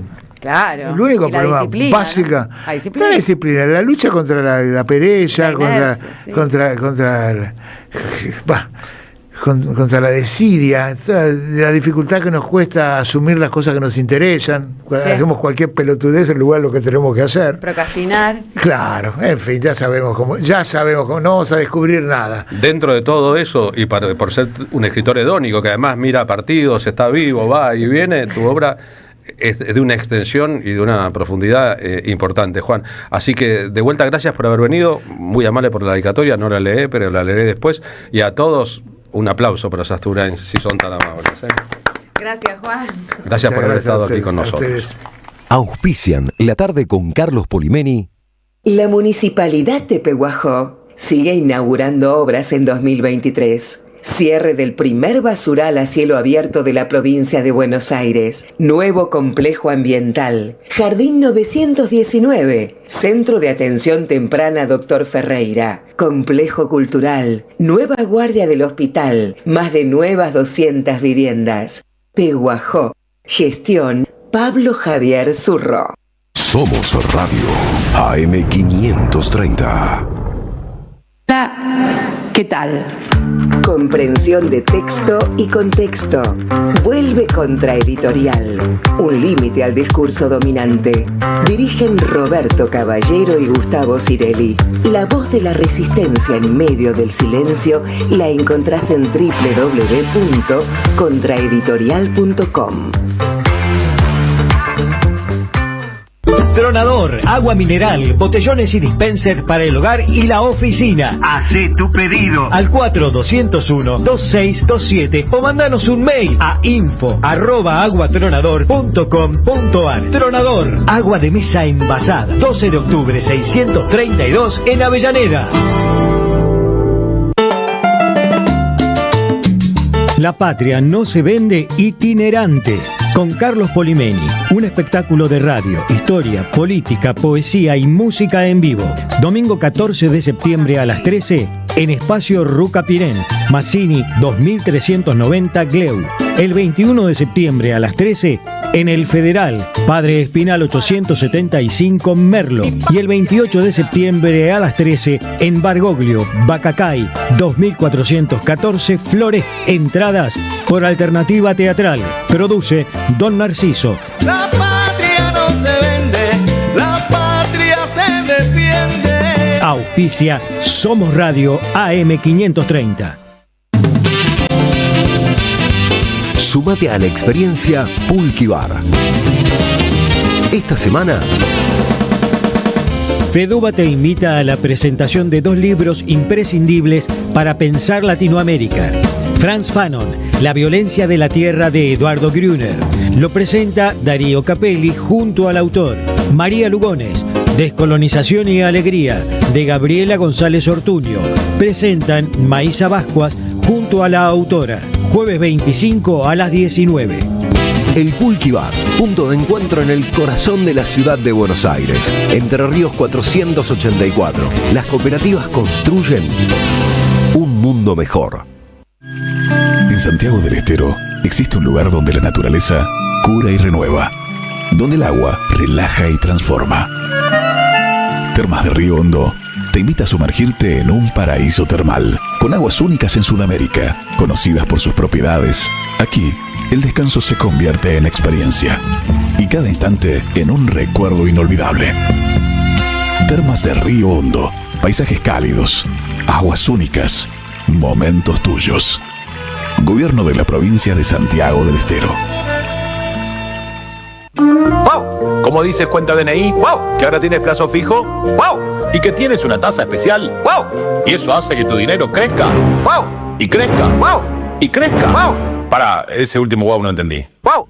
¡Ah! ¡Que crece! Cuenta DNI. Tu plazo fijo de Banco Provincia es realmente wow. ¡Wow! El sabor que te acompaña es Café Bantú. El aroma en la mañana de Café Bantú. Bantú. Seguí a la Cámara de Diputados de la Provincia de Buenos Aires a través de sus redes sociales y entérate de todas las actividades legislativas en Instagram y Facebook como @diputadosBA y en Twitter como HCDiputadosBA. Somos los engranajes de una máquina infernal. Somos las marionetas de este proyecto global. Los engranajes, personajes atrapados en el laberinto de una gran empresa luchando por escalar posiciones. Una mirada crítica desde la ironía y el humor. Todos los sábados a las 20 en el Teatro Anfitrión, Venezuela 3340. Los engranajes de Nathan Kuznir. Entradas por Alternativa Teatral. En Banco Credicop tenemos 276 filiales con la mejor atención personal, donde te resuelven todo siempre con una sonrisa. Movete a Credicop. Movete a un banco distinto. Banco Credicop Cooperativo. La banca solidaria. Para más información consulta en www.bancocredicop.com o comuníquese gratuitamente a Credicop. Responde 0800-888-4500. Banco Credicop Cop Limitado. Reconquista 484 Cava. AM530 Somos Radio. Buscamos la verdad siempre. Carlos Polimeni en la tarde de la radio de las Madres de Plaza de Mayo. Y después de nuestras experiencias asturianas, espero que les haya gustado a todos los presentes. Nos vamos rumbo al móvil 1 de la M530. Martín Suárez en las calles de Buenos Aires. ¿Cómo va, Martín? Buenas tardes. ¿Cómo te va, Carlos? Tarde de sol aquí en la ciudad de Buenos Aires, en esta hermosa Plaza Congreso, como cada día miércoles, acompañando lo que es el reclamo justo, digno y significativo de jubilados y jubiladas. Digo significativo porque fueron en muchos aspectos la base fundamental de todas las manifestaciones que hubo a posteriori en diferentes temas. Diferencias en el ajuste económico, en todo lo que tenía que ver con la crisis social. Bueno, cada miércoles están acá y son los más perjudicados por el gobierno de Javier Milei, pero siguen insistiendo, siguen reclamando y siguen viniendo cada día miércoles, cada semana, pese a lo que es esta patota de la policía de Patricia Bullrich, que vaya a todas las calles, que corta Avenida Rivadavia y que no deja avanzar. Y si te parece, podemos hablar con la gente que viene a apoyar la lucha de jubilados y jubilados. Señora, estamos en vivo para M530. Usted es docente, ¿no? Soy docente. Sí. ¿Docente jubilada? Docente recientemente jubilada, sí. Se la nota que es bastante joven, o sea, bueno, ¿y cómo está la situación a nivel personal, económicamente hablando, no? Lo que pasa es que los docentes tenemos una caja especial porque tenemos más aportes, pero eso no quita que la lucha es la lucha de todos, no. La lucha es colectiva, ¿no? La lucha es colectiva, yo no vengo por mí, vengo por las jubilaciones. Y aparte, si todo sigue así, podrían quitarle el 82% móvil a los docentes. Claro, en realidad tampoco es un 82% móvil, porque como los docentes, al menos en Ciudad de Buenos Aires, tenemos muchas sumas en negro, en realidad nos jubilamos con un 60%, Claro. que tampoco es móvil, bueno, tiene un proceso diferente. Es medio tramposa el asunto. Muy tramposo, sí. No es lo que se dice. Bueno, va a venir todos los miércoles acá, ¿no? Venimos los miércoles y también al menos yo y mi sindicato estamos siempre en los cortes porque el gobierno de Ciudad de Buenos Aires quiere cerrar más de 100 grados y una escuela entera en Ciudad de Buenos Aires. Argentino Junior. Y claro, y eso también es una lucha de la cual no lo podemos hacer oídos sordos. Gracias, ¿tu nombre? Verónica. Gracias, Verónica. Bueno, jubilada y comprometida con todo lo que acontece aquí en la Ciudad de Buenos Aires. En muchos momentos hemos hablado, ¿no?, de la crisis educativa que atraviesa este distrito por las políticas que lleva adelante el gobierno de Jorge Macri. Y estamos también escuchando, viendo caras nuevas, mucha juventud, muchas personas que vienen también a apoyar la lucha de los jubilados. Estamos en vivo para M530, la radio de las madres. ¿Por qué hay que estar cada miércoles aquí, señor? ¿Tu nombre? Daniel, de Portuario. De Portuarios. O sea, el compromiso tiene que ser de todos los sindicatos con los viejos, ¿no? Sí, nosotros somos jubilados portuarios, pero vos lo viste lo que fue, el miércoles pasado estaba lleno y hoy quedamos los viejos solos. ¿Cómo está la situación en el sector de Portuarios? Malísimamente mal, porque sacaron las banderas y nosotros ya somos jubilados y nos cuentan los compañeros que cada vez menos trabajo. No hay... El sector está desregularizado con este gobierno. Completamente. A la par van a licitar las terminales de nuevo, de donde ven plata quieren sacar. Y ya nos pasó a nosotros, nadie se metió con los jubilados y eso que nosotros somos jubilados, que dentro de todo estábamos un poquito más de la mínima, siempre aportamos más. Pero nunca alcanza, ¿no? Parece que nunca alcanza con este gobierno, con este juez. Alcanzás y te sacan los remedios, todo lo que tenías te sacan todo. No tenés beneficio de nada. Sí, la jubilación aumenta, es poca y te sacan lo poco que tenés. Estamos en el horno. ¿Cómo era tu nombre? Daniel. Daniel, bueno, no ves un futuro visible con este gobierno. No, sí, después de que se vaya va a ser futuro visible. Gracias, Daniel. Un gobierno que tire para el pueblo. Gracias, Daniel. Bueno, la palabra de un jubilado portuario. Mirá vos, hablando de... ¿Viste cuando te mandan a levantar bolsas al puerto, a bolsa de papa? Bueno, ahí está. Los portuarios trabajando durante años para tener una jubilación por ahí un poquitito más arriba de la mínima, pero que tampoco alcanza, porque el dinero no alcanza, ni a vos, Carlos, ni a mí, ni a ninguno de los trabajadores que hoy en día están rompiéndose el lomo con 2 o 3 laburos consecutivos. Imagínate un jubilado que cobra la mínima, que estamos hablando de 350.000 pesos. Señor, ¿por qué hay que estar este miércoles? ¿Cómo es su nombre? Mi nombre es Fernando y hay que estar porque a los jubilados se les está pagando una miseria y la gente se está muriendo de hambre. ¿Usted es jubilado? No tengo jubilación porque no tengo la cantidad de aportes al año. O sea que usted tendría que entrar en moratoria y tampoco tiene esa posibilidad. Sí, pero no peleo por mí, peleo por los que están. ¿Me entiende? O sea, bueno, lo mío fue un problema mío. El resto es la gente que no puede cobrar, mujeres que tienen 85, 86 años y están ganando la mínima. Dígame, ¿de qué puede trabajar una mujer a esa edad? ¿Alguien tiene que ayudar? Bueno, vengo a ayudar. Y el Estado está totalmente ausente, o mejor dicho, el Estado está presente para los comerciantes, empresarios.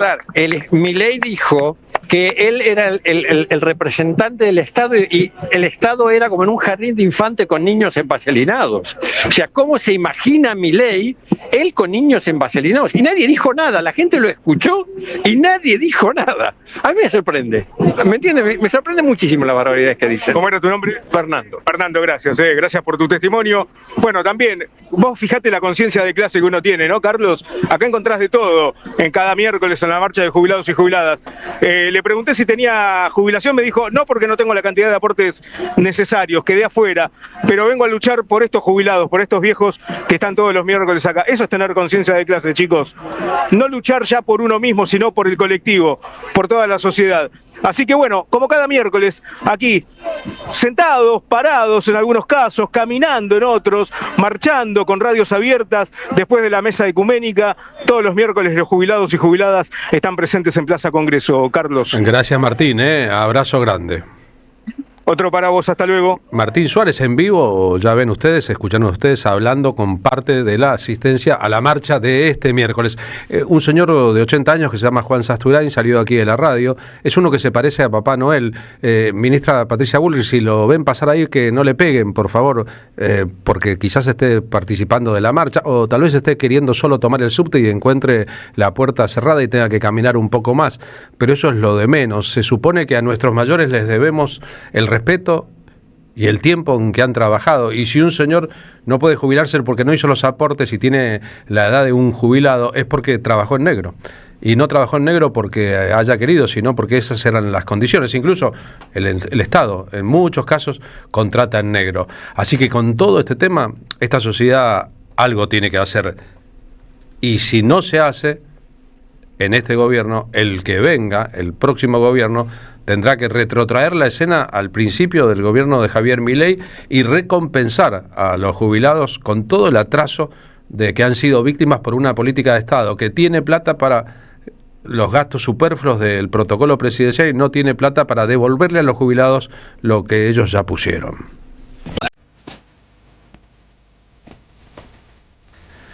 Es por eso que en estos tiempos de resistencia proponemos nuestro espectáculo poético, musical, Resistencia Poética. Estamos convocando para la función del domingo 5 de octubre aquí en el centro de la capital federal, en San Telmo, en Pista Urbana, en Chacabuco 872. Resistencia Poética es un espectáculo de resistencia a través de la belleza. Convocado desde una ética. En plena era de la crueldad, creemos que una de las formas de la resistencia es trabajar en nuestros anticuerpos emocionales para ser mejores y más sensibles.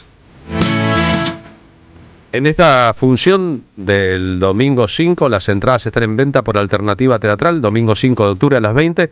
Cantarán como invitadas al espectáculo, como invitados al espectáculo, Dolores Solá, Victoria Birchner, Laura Ross y Antonio Virabén.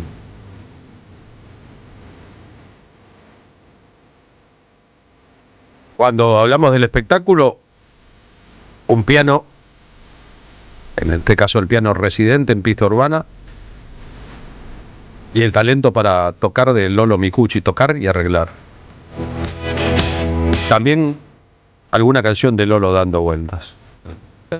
Y luego un repertorio en que Silvio Rodríguez, Fito Páez, Charly García, Luis Alberto Spinetta, Juan Gelman, María Elena Walsh aportan un montón de elementos musicales y poéticos.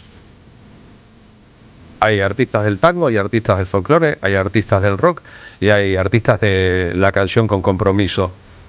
Todos puestos en un modo que se cuente una historia. ¿Acaso la historia de los que después de haber escuchado a los Beatles a partir de los años 60, entendimos que había un lugar donde se reunían muchísimas cosas? La poesía, el compromiso, la alegría, la diversión y la música tomada como arte y no solo como un entretenimiento de masas. Ahora que la política es en parte un entretenimiento de masas, vaya la atención, Resistencia Poética está para decirles, no es por ahí.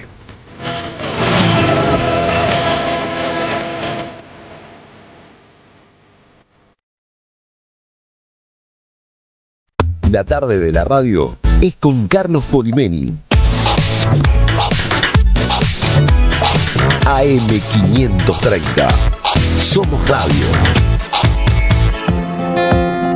Marina Eliezer, su turno. Bueno, no te había contado, pero vamos a hablar de ecos de otros tiempos con Liliana Aldi, que está dirigiendo esta obra de teatro que también habla de los 70, en los convulsionados años 70. El exilio fue para algunos una forma de sobrevivir, en el caso de Juano y Pato, que regresan a la casa de su juventud para venderla y se encontrarán con una asignatura pendiente. Un reencuentro inesperado se convierte en un viaje íntimo donde el pasado irrumpe en el presente, poniendo en juego las diferentes subjetividades subjetividades, y la obra nos propone una experiencia sensorial sobre el olvido, la memoria y el tiempo, ese abismo, ¿no?, que puede abrirse en un simple pensamiento. ¿Qué es lo que recordamos?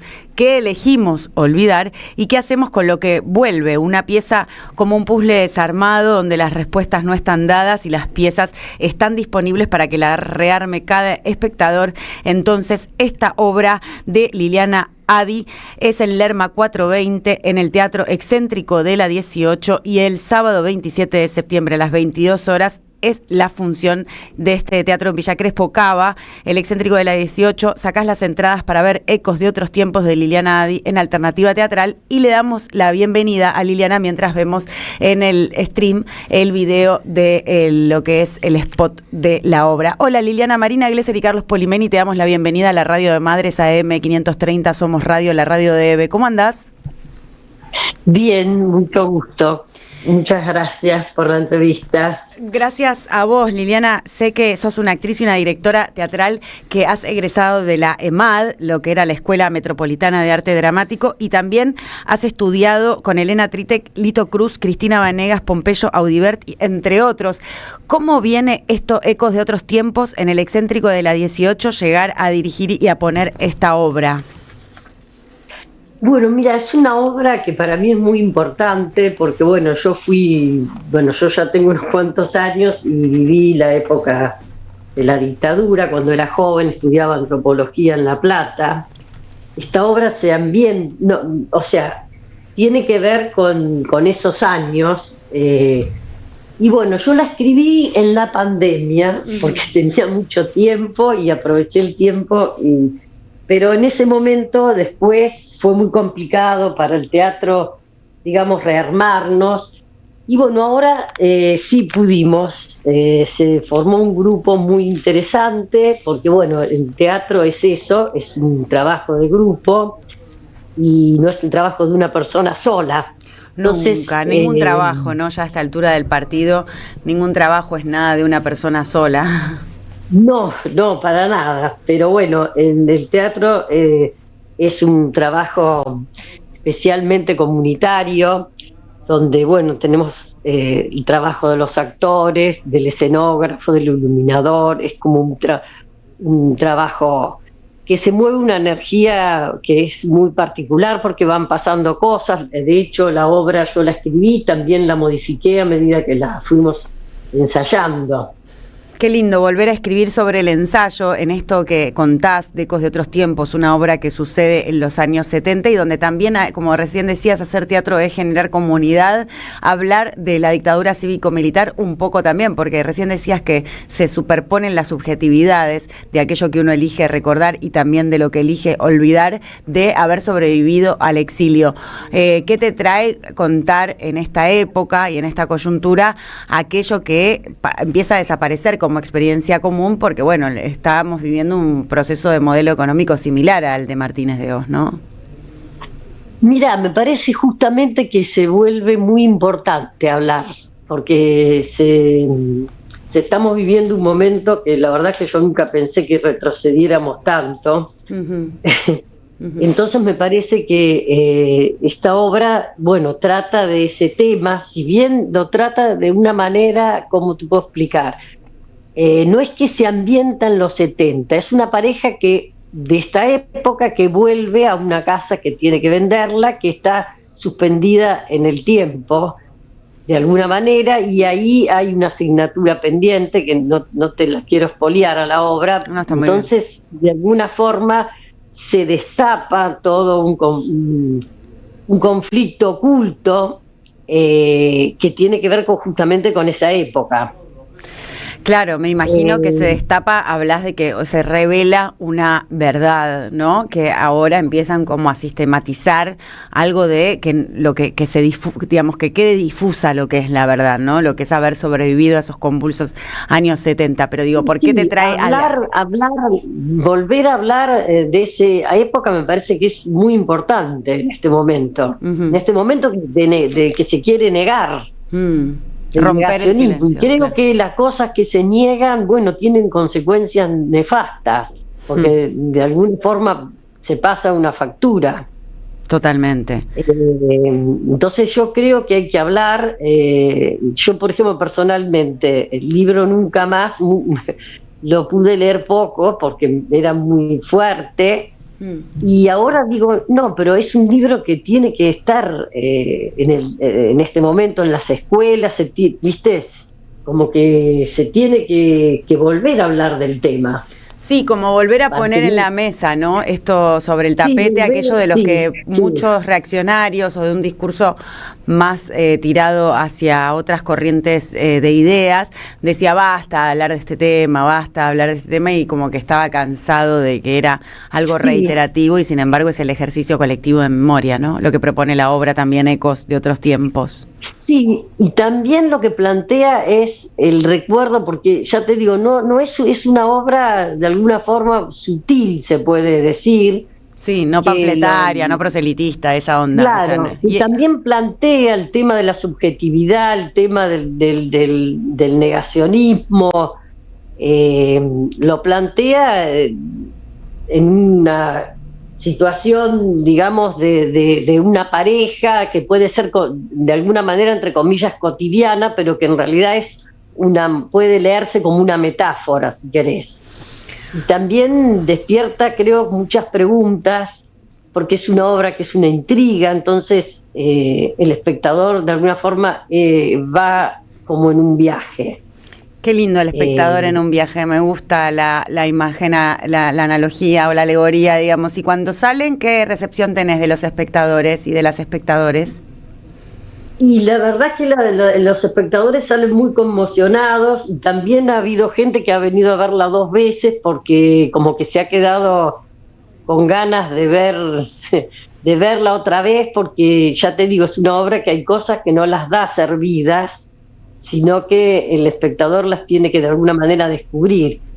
Y también otra cosa que es interesante es que es una obra muy intimista, porque de hecho solamente hay 25 lugares, es en una sala del excéntrico que es como un comedor, es muy, muy íntima, y el espectador está muy cerca de los actores. Entonces muchos comentan también que se sienten como de alguna manera como parte de, o como voyeristas mirando lo que sucede en ese ambiente. Entran a una intimidad. Claro, eso me parece que es también bastante interesante. Es muy, muy interesante como propuesta, entrar a la intimidad de Ecos de otros tiempos, de Juano y Pato, que regresan a esa casa de juventud y que al venderla se reencuentran con algo del pasado que tienen que volver a decir en estos tiempos donde se dejó de decir, o hay un silencio que ha sido, que es disciplinador, ¿no? Digamos que mejor callate, no te metas, ¿no? En estos tiempos tan convulsos también como aquellos. Claro, y también pienso que para el que vivió cierto tipo de conflictos, bueno, es también un desafío el negarlo o el poder de alguna forma decir tomarlo la verdad y enfrentarlo. Sí, enfrentarlo y decir la verdad por más que pese, porque es una gran llave para sanar o para vehiculizar hacia otro lugar, transformar. Si no, uno se queda como anquilosado en el propio dogma de creerse algo que no es, ¿no? Claro. Liliana Adi es con quien estamos conversando. Cuando escribís y dirigís esta obra que tiene a 3 actores, Andeca Barchine, Verónica Alvarenga y Eduardo Arias, me preguntaba si te toca en lo personal, si vos, Liliana, además de tu formación como actriz y dramaturga, habías sobrevivido a esos tiempos tan oscuros. Sí, pero la obra es una ficción, no, muchos me preguntan si está basado en un hecho real, y no, o sea, lo que pasa es que creo que habla de que muchos se pueden sentir identificados, pero bueno, yo conozco bien esa época porque la viví justamente de joven, porque era estudiante, y era estudiante en La Plata de antropología cultural, que bueno, era bastante... pasé por situaciones bastante feas, y la verdad que vivir esos tiempos en La Plata era tremendo. El que no veía, el que no quería, porque fue algo, una represión a la vista. de todos y todas, sin duda.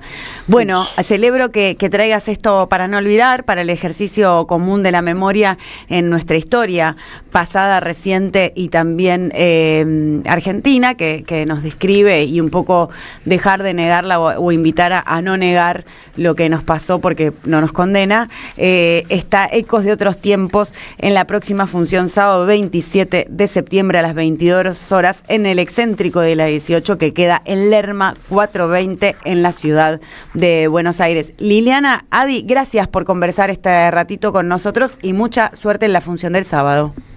Y te iba a hacer un comentario más, si me permitís. Por supuesto.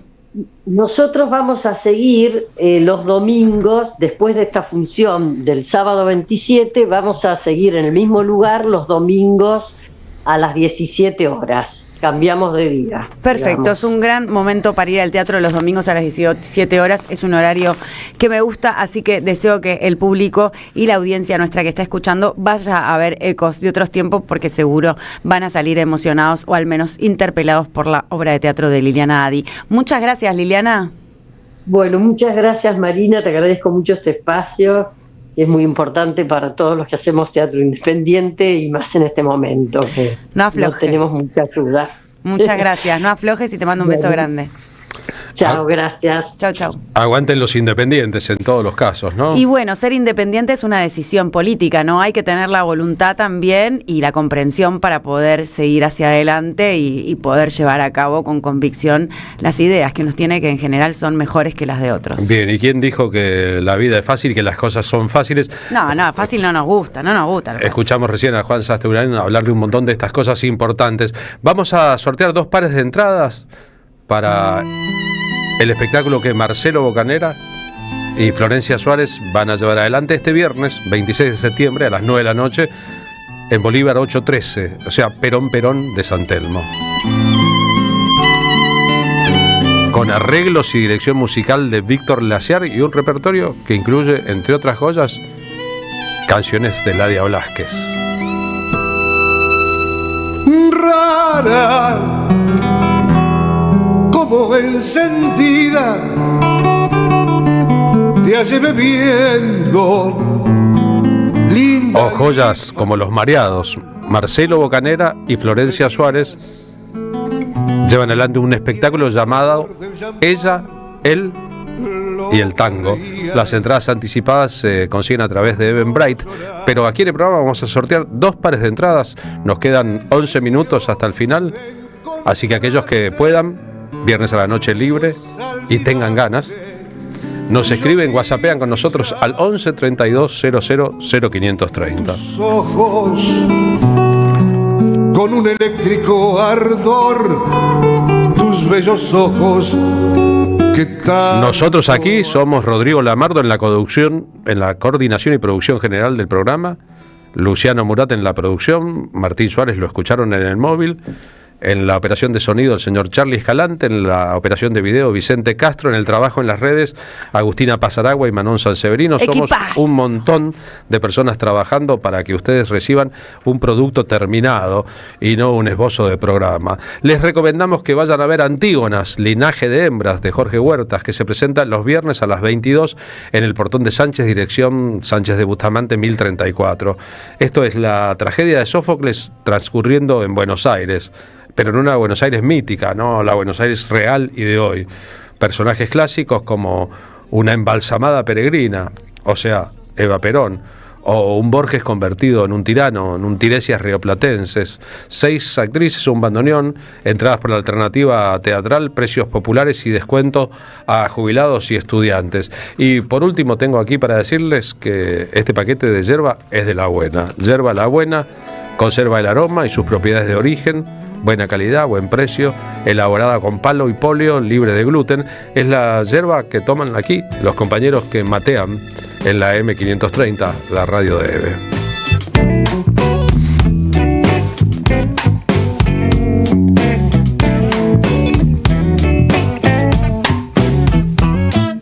Somos Radio AM530.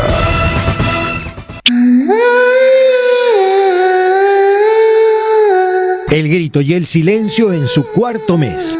Selva Palomino y una historia poco conocida de Julio Argentino Roca. Una obra donde la memoria no se apaga y las voces no se callan. Con Gabriela Villalonga y Luciana Procaccini. Dirige Fabi Maneiro. Viernes a las 20:30 en Andamio 90. Paraná 660. Entradas por Alternativa Teatral. Después del abuso sexual, relatos de tratamientos psicoanalíticos, un libro de Andrea Agazarian que visibiliza esta problemática que es un verdadero crimen contra las infancias y adolescencias. Conseguilo en librerías y en edicionessicus.com.ar. Te esperamos en nuestra librería Café de Adolfo Alsina 685, Capital Federal. Ediciones Sicus. Libros para una cultura de la integración. Llega La Changuita, una obra que nos sumerge en el universo de la cultura popular, el intento pintoresco de una argentinidad que para resistir se disfraza de sí misma. Escrita y dirigida por Alejandro Lifshitz. Viernes 20:30 en Fandango Teatro, Luis Viale 108. Entradas por Alternativa Teatral. Auspiciaron la tarde con Carlos Polimeni. Deja tu mensaje en nuestra línea de oyentes de WhatsApp. 11 3200 0530. La Municipalidad de Pehuajó sigue inaugurando obras en 2023. Cierre del primer basural a cielo abierto de la provincia de Buenos Aires. Nuevo complejo ambiental. Jardín 919. Centro de Atención Temprana Dr. Ferreira. Complejo cultural. Nueva guardia del hospital. Más de nuevas 200 viviendas. Pehuajó. Gestión Pablo Javier Zurro. Ay, es tardísimo. Termino el café y me voy. Pero es temprano, ¿ya te vas? Sí, tengo que organizar los cobros y pagos de la empresa, los vencimientos. ¿Y vos? ¿Cómo haces? Ah, no, de todo eso se encarga mi banco. Cobros y pagos Credicop. Todas las herramientas y todo el asesoramiento para que administrar tu empresa sea más fácil. Infórmate en www.bancocredicopa.coop. Banco Credicop Cooperativo. La banca solidaria. Cartera comercial. El otorgamiento de productos y servicios está sujeto al cumplimiento de los requisitos exigidos por el Banco Credicop Cooperativo. Somos Radio. AM 530. Dios y la patria. ¿Andarán muy ocupados en otras cosas? Y a las 15:54, Fabián Goldman en el móvil 2 de la M530, en la Casa Rosada. Está Fabián, buenas tardes. ¿Qué tal? Buenas tardes. Hoy me mudé 15 cuadras, Carlos. ¿A dónde Estoy en estás? el Congreso de la Nación. Estás adentro.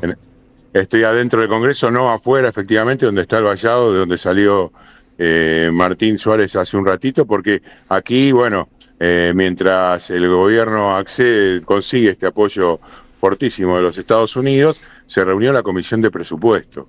Una Comisión de Presupuesto que había tirado la llave después de cerrarla José Luis Espert, y hoy la tuvo que abrir debido a un emplazamiento de la Cámara de Diputados que lo forzó justamente a la apertura. Y en esta apertura, bueno, fundamentalmente lo que aconteció fue los cuestionamientos a lo que se conoció hoy a la mañana y a lo que no se conoció. Fundamentalmente a lo que no se sabe.